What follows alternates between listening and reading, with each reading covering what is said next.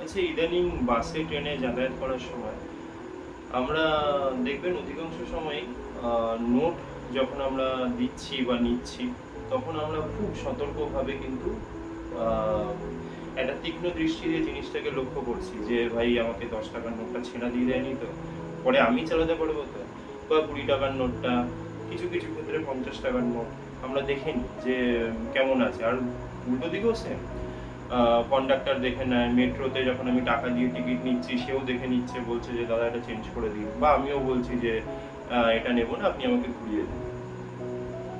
বা দোকানপাটেও একই অবস্থা।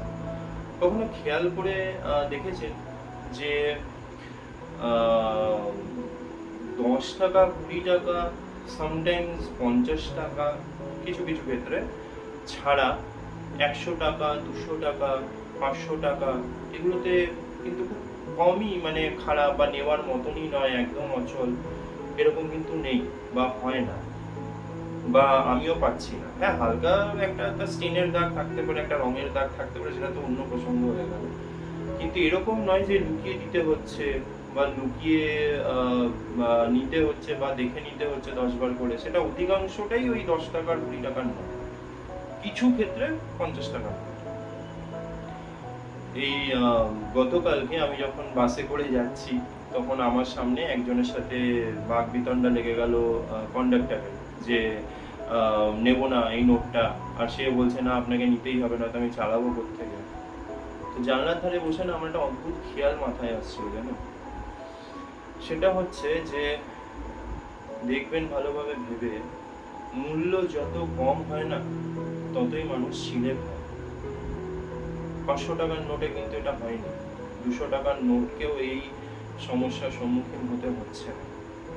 যত আপনার বা মানুষের মূল্য যত কম হতে থাকবে, আপনি নিজের মূল্য যত কম করতে থাকবেন, ততই মানুষের নখ দাঁত, ততই মানুষের ওই কদর্য রূপটা বেরিয়ে আসে ছিঁড়ে খেয়ে ফেলার জন্য। ততই মানুষের খারাপ দিক, ততই মানুষের নোংরা মানসিকতাগুলো বেরিয়ে আসে, যখন আমরা সামনের মানুষটাকে অ্যালাউ করি নিজের মূল্যটা কম করতে। করবেন না, দরকারই নেই করেন। হ্যাঁ, কিছু ক্ষেত্রে ঠিক আছে যে আমাদেরও এরকম অনেক সময় হয়েছে যে করতে হয়, বা করতে হলো একটা কাজ আমার খুব একটা পছন্দ নয়, তাও আমি সামনের মানুষটার কথা ভেবে করে ফেললাম, কিন্তু এটা অন্তত তাকে বোঝানো উচিত যে আমার এটা ভালো লাগেনি, আমার এটা ভালো লাগছে না করতে, দ্বিতীয়বার যেন সে বলার সাহস না পায়। হাসি মুখে সবটা করে নেওয়াটা কৃতিত্বের নয়, এটা সবসময় মাথায় রাখবেন।